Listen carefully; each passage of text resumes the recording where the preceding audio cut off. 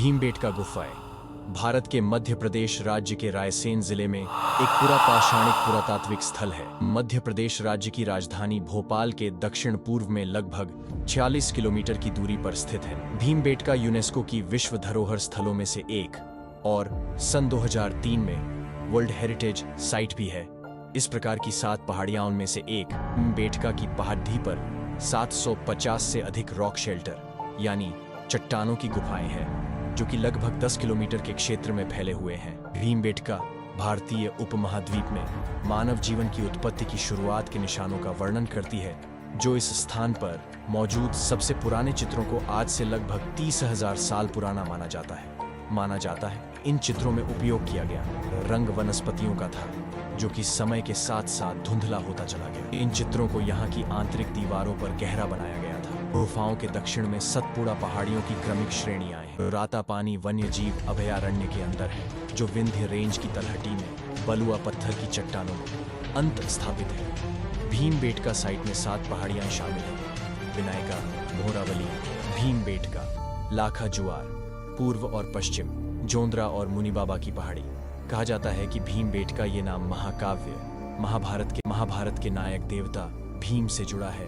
भीमबेटका शब्द भीमबेटका से लिया गया है, जिसका अर्थ बताया जाता है भीम के बैठने की जगह। भीमबेटका का इतिहास बहुत पुराना है और सबसे पहले एक ब्रिटिश अधिकारी डब्ल्यू किनकायद ने सन 1886 के दौरान एक विद्वान के पत्र के माध्यम से भीमबेटका स्थान का वर्णन किया था।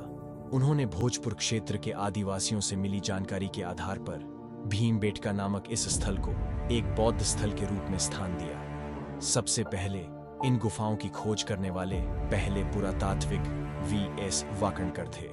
उन्होंने यहाँ की रॉक संरचनाओं को देखने के बाद एक टीम बनाकर इस क्षेत्र का दौरा किया। उन्हें ऐसा लगा कि यह रॉक शेल्टर वैसी ही है जैसी फ्रांस और स्पेन में देखी गई थी। उन्होंने सन 1957 के दौरान इस जगह पर विद्यमान कई प्रागैतिहासिक रॉक आश्रयों की सूचना दी। भीमबेटका की गुफाएं आदिमानव द्वारा बनाए गए शैल चित्रों और शैलाश्रयों के लिए प्रसिद्ध है।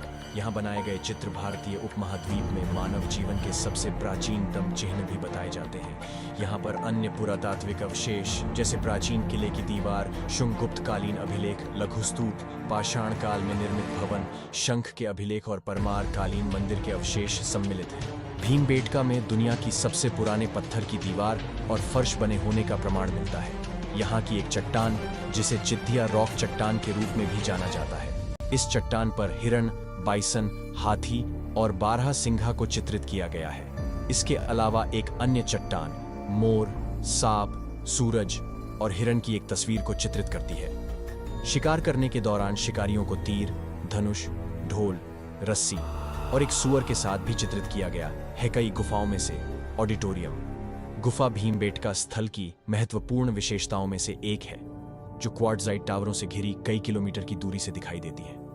ऑडिटोरियम रॉक भीमबेटका में सबसे बड़ा आश्रय है।